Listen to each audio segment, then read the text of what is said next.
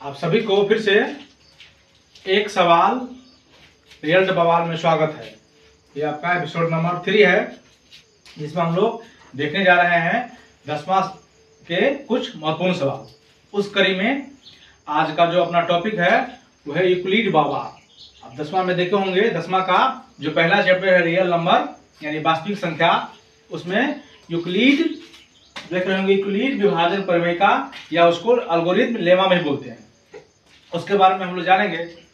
तो उसको जानने से पहले हम लोग बचपन में भाग सीखते आए हैं और भाग हम लोग देखते आए हैं, भाजक, भाज्य, भागफल, शेष, उसी का ये अगला रूपांतरण है। और ऐसा नहीं कि कोई नया बात है, इस बात को हम लोग पहले से पढ़ते आए हैं। एक बार आप देखिए, आप उसको आसानी से समझ पाएंगे। आप देखिए कि अगर 10 में 3 से भाग दिया जाए तो आप देख रहे हैं भागफल इसका 3 होगा, यहाँ 9, यहाँ रिमाइंडर होगा 1। आप जानते ही होंगे रिमाइंडर को हिंदी में हम लोग शेष बोलते हैं और उसको शॉर्ट फॉर्म में हम लोग आर बोलते हैं।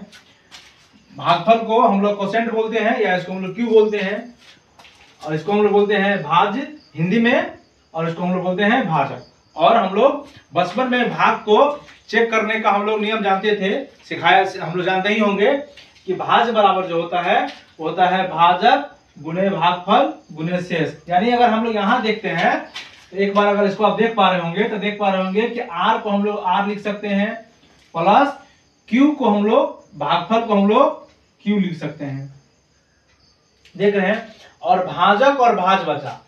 तो यूक्लिड बाबा इसी बात को क्या किए, यूक्लिड बाबा देखिए इस बात को क्या किए, यूक्लिड बाबा ने कहा कि अपना ए जो है, अपना ए जो भाज जिसको हम लोग पढ़ रहे हैं उसको उन्होंने कहा, इसको उन्होंने कहा ए,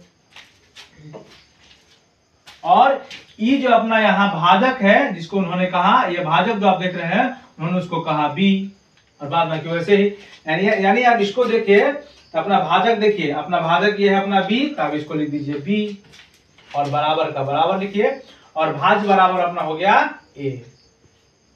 यानी आप इसको ठीक से देख पा रहे होंगे, क्या देख होता है ए बराबर बी क्यू प्लस आर। देखें तो यही जो थ्योरी दिया था, जो मतलब उनका नाम था यूक्लिड, तो यही थ्योरी से फेमस है यूक्लिड विभाजन लेमा, यानी ए बराबर बी क्यू प्लस आर। इसका और विशेष रूपांतरण हम लोग आगे देखते हैं। तो अभी हम देख रहे हैं यूक्लिड विभाजन प्रमेय का।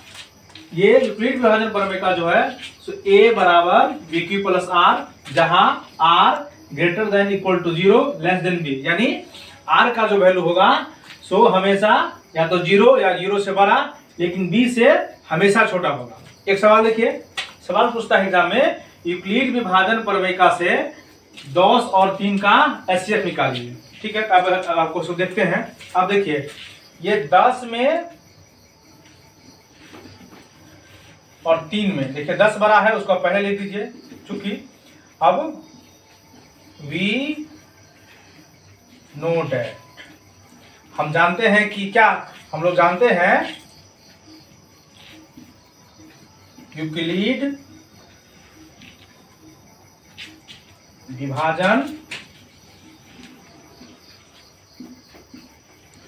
प्रमेय से क्या जानते हैं, हम लोग जानते हैं कि a बराबर बी क्यू प्लस आर होता है, 0 लेस देन बी। ये यूक्लिड विभाजन कभी कोई एग्जाम में ऑब्जेक्टिव में भी क्वेश्चन पूछता है, तो ध्यान रखिएगा जो r जो होता है ग्रेटर देन इक्वल टू 0 और लेस देन बी। ठीक है, अब देखिए एक बार इसको हम लोग, जैसे कि हम लोग एचसीएफ नॉर्मल तरीका से निकालते हैं, एक बार उसका रफ वर्क करके दिखाते हैं। देखिए ठीक है, 30 लगेगा, यहाँ होगा अपना 9 और यहाँ होगा अपना 1। अपने लिए पहली बार में r बराबर हो जाएगा नीचे वाला, ये जानते हैं, q बराबर नीचे। अब यहाँ थोड़ा ध्यान रखिए कि ए भी देखिए कौन होता है, ए जो होता है जो आप बीच में देख रहे हैं, बीच वाला ये जो देख रहे हैं बीच में, वो पहली बार के लिए अपना हो जाता है ए, और ये जो आपको दिख रहा है बगल में, बगल वाला हो जाता है अपना बी। अब देख लीजिए, तो पहली बार में इसको, और हाँ इस सवाल को हम लोग तब तक बनाएंगे जब तक कि अपना रिमाइंडर 0 नहीं आ जाए। एक बार देखिए, अब देखिए यहाँ से बराबर ए होता है अपना बीच वाला, तो ए का वैल्यू अभी है 10, तो आप यहाँ लिखिए 10, और बराबर का सामने बराबर लिखिएगा तो देखने में अच्छा लगेगा। बी के सामने देखिए आप 3, बी के सामने आप बी का लिखिए वैल्यू 3 गुने, और क्यू के सामने देखिए क्यू का वैल्यू है 3, आप लिखिए 3, ये प्लस ये, और आर रिमाइंडर जो है से कितना है अपना 1। और ये इसको हम लोग तब तक बनाएंगे जब तक कि आर शुरू नहीं हो जाए। अब अगला स्टेप के लिए एक बार देखिए, अब यहाँ गौर से देखिए, ये जो अपना आर है, जैसे कि हम लोग एचसीएफ बनाते हैं, ये होगा अपना पहला स्टेप, एक बार गौर से देखिए। दूसरा स्टेप हम लोग देखें तो ये वाला यहाँ 3 आता है, जैसे कि आप जानते होंगे, और फिर देखिए यहाँ होगा 3, यहाँ 3, यहाँ 0। अब देखिए अपना आर बराबर अपना हो गया 0, क्यू बराबर अपना हो गया 3, और अपने लिए बीच वाला होता है ए, तो बीच वाला हो गया ए, और बगल वाला हो गया अपना बी। अगर यानी अगला अपना सेकेंड स्टेप में कुछ इस तरह से लिखाएगा, ए के लिए लिखाएगा 3, बी के लिए लिखाएगा 1, क्यू के लिए लिखाएगा 3, और आर के लिए लिखाएगा 0। देखिए यहाँ ए के लिए देखिए, वहां से ए के लिए 3 बराबर के सामने बराबर, बी के लिए अपना 1, और क्यू के लिए 3, और आर के लिए अपना लिखाएगा 0। यानी आर अपना 0 आ गया, तो अपना ये स्टेप हो गया समाप्त। अब आगे देखिए, यहां लिखेंगे हम लोग चूंकि आर बराबर 0, इसीलिए एचसीएफ बराबर, एचसीएफ जो होता है सो बी का वैल्यू होता है, ध्यान रखेंगे, एचसीएफ जो होता है सो बी का वैल्यू होता है, तो एचसीएफ बराबर हो गया 1। ये नहीं हुआ, और आप चाहे तो इसको अच्छा लगने के लिए आप लिख सकते हैं क्या कि अतः 10 और 3 का एचसीएफ 1 होगा। ये अपना हुआ पूरा सवाल। एक बार आप फिर से देखिए, अभी हम लोग एपिसोड चला रहे हैं एक सवाल रियल बवाल, उस कड़ी में आज अपना तीसरा एपिसोड है।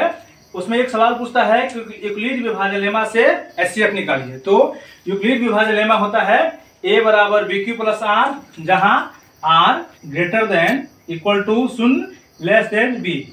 इस बात का सिर्फ इतना मतलब है कि शेषफल का जो वैल्यू होगा या तो 0 होगा या 0 से बड़ा, लेकिन ये बी से हमेशा छोटा होगा। इस कड़ी में एक सवाल है कि यूक्लिड विभाजन लेमा से एचसीएफ निकालिए, किसका?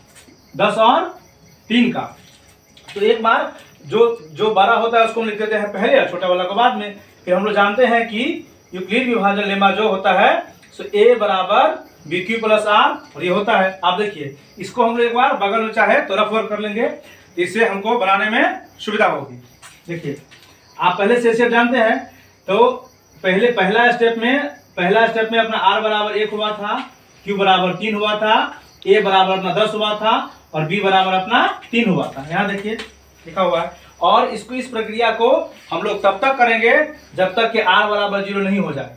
और जब आर 0 हो गया तो आप समझिए लास्ट वाला बी, अंतिम वाला जो बी होता है वही अपना एचसीएफ का वैल्यू होता है। और लास्ट में अच्छा लगने के लिए आप लिख सकते हैं कि अतः जो सवाल दिया रहेगा, यहाँ सवाल दिया गया है 10 और 3 का एचसीएफ 1 होगा। आज के लिए इतना ही।